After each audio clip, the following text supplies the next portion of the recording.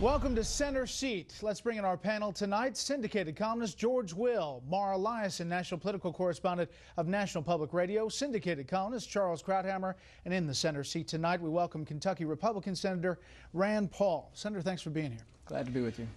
A lot of people asking, what do you think happens with Obamacare and where this all ends up, the end game here, as we see all of the pieces of this moving forward? You know, I don't think it's fixable.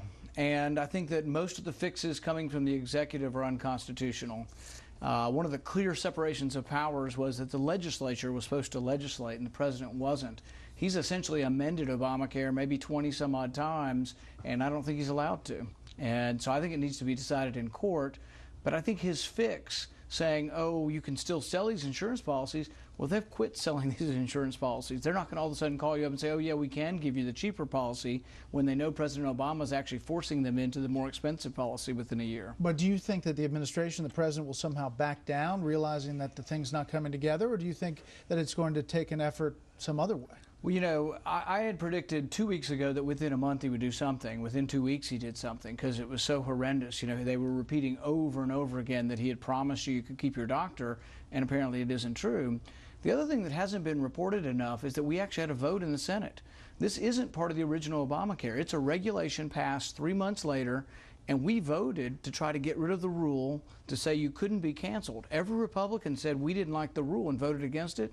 Every Democrat, including some of those now running away from this rule, voted to keep this rule, specifically the rule allowing them to cancel your policy. Mark. Senator, what would you like to replace Obamacare with, or do you think that the system we had before the law was passed was just fine? You know, I practiced medicine for 20 years, and I think the system we had wasn't real capitalism, didn't have great competition, and didn't work well. So really, if you want a good system, you need a system that has good competition. For example, I do cataract surgery. My charge was the same as every doctor in the whole country for cataract surgery because Medicare paid for most of it.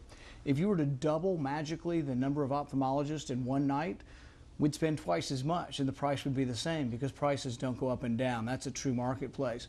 But I think we went the wrong way. He narrowed the marketplace. The only marketplace in medicine were health savings accounts, and he made them smaller. I would make them almost infinite and let them use them for your college education if you didn't use them for your medicine and for your medical care. So tax-free savings to pay for your medical care, and that would be the Republican plan? Well, it helps. And what it does is when you have tax-free accounts, you buy policies with higher deductibles, and they're cheaper.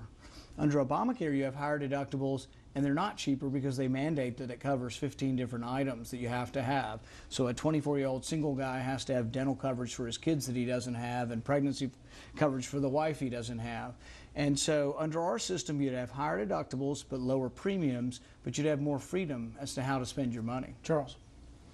Well, Senator, when Obamacare was an issue a month ago, when it came to continuing resolution to funding the government, you supported the filibuster of other senators who demanded that you had to have a change or abolition of Obamacare as a condition for funding the government. In retrospect, you think that was a good strategy, but even more important, looking ahead, the deadlines are coming up, the continuing resolution is going to run out, we're going to hit the debt ceiling soon. Would you be prepared to use the same tactic as we approach the new deadlines? Well, I said throughout the whole battle that shutting down the government was a dumb idea. Even though it did appear as if I was participating in it, I said it was a dumb idea. And the reason I voted for it, though, is that it's a conundrum. Here's the conundrum. We have a $17 trillion debt, and people at home tell me we can't give the president a blank check. We just can't keep raising the debt ceiling without conditions.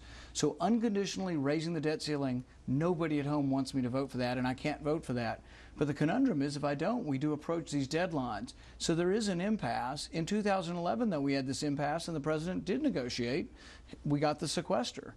If we were to extend the sequester from discretionary spending to all the entitlements, we would actually fix our problem within a few years. But what if the Democrats and the president resist any of that as we approach the expiration of the continuing resolution? I think they will resist, and I think they know that our leverage is diminished and our will to shut down the government is diminished. Well, I will not vote to raise the debt ceiling without conditions, but that doesn't mean I'm in favor of, you know, sometimes you vote no and the government still stays open. So I'm in favor of voting for the principled position, but trying not to be the fly in the ointment that shuts the government down. You mean as long as your side doesn't have a majority?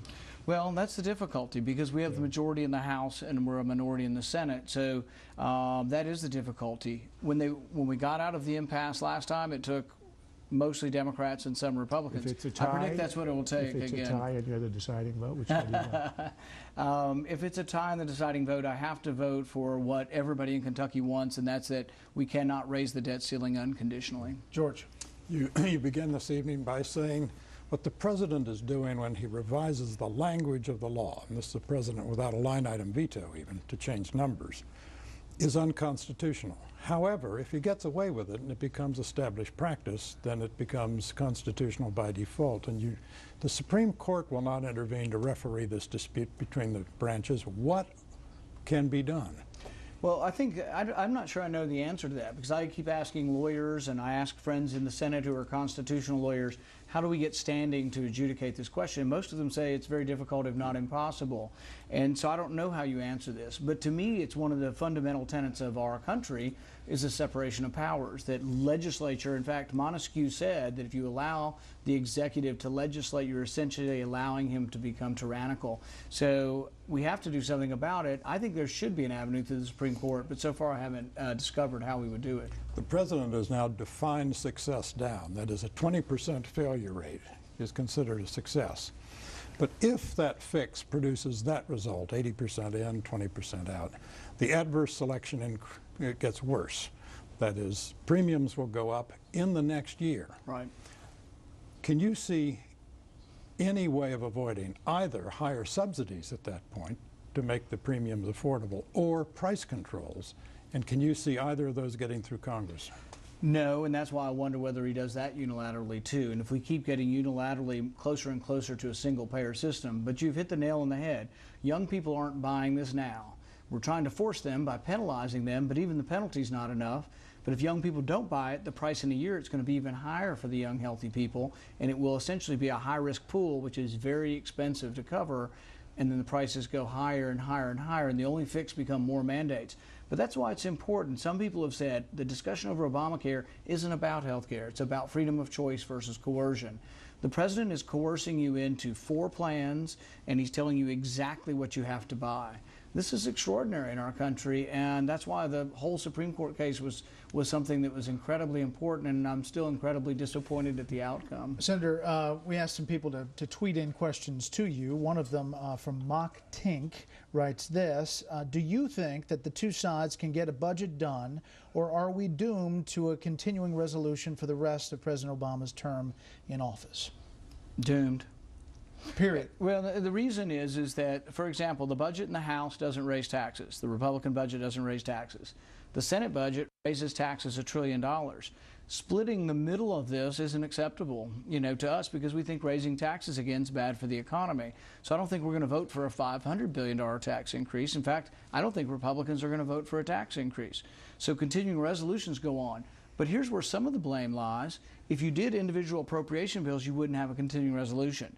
Harry Reid could pass individual appropriations bills, but he hasn't done it. There are 12 different appropriations bills. If you did that, there'd be no enormous continuing resolution. So this current budget conference committee back and forth and hearing that it's possible, you just don't buy it? I'm not saying we shouldn't talk, and I'm not saying there shouldn't be negotiation. We shouldn't try. But if I had to predict January 15th, there'll be another continuing resolution. It's a really bad way to run your government. 2,000-page bill will come out. Nobody has time to read it, and it'll be plopped on the desk. The last one, we had one bill, and all senators were allowed to read one bill.